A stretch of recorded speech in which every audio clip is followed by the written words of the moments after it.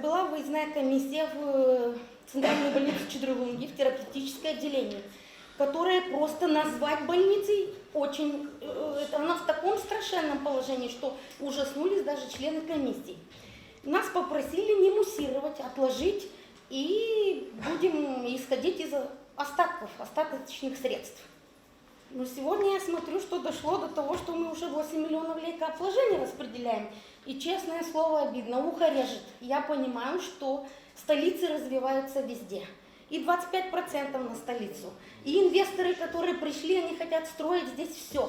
И ТИКа в столице будет строить, и отели будут строиться. Пожалуйста, обратите внимание и на периферию. Потому что мы сегодня говорим, я так думаю, что председатель Народного собрания Башкан, исполком и Народное собрание представляет всю Гагаузию, не только столицу. Пусть не будет обидно, но нам, честное слово, по-белому завидно, делайте. И отели, и центры образовательные имени Демиреля, имени Эрдогана.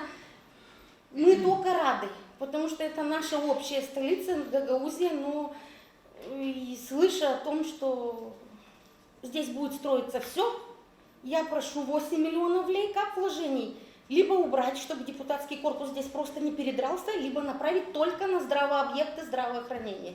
Потому что больницы в ужасающем состоянии многие. А вы бюджет считали хорошо? Хорошо. А кредит за водоснабжение кто платит?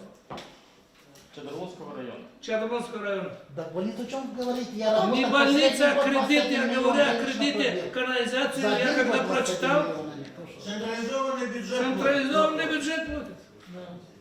У нас, У нас нету канализации. Не, ну, Но я об этом не хочу говорить. Так что да, Я не хочу об этом говорить. Мы будем работать равносторонне. будем справедливыми. Мы будем справедливо работать.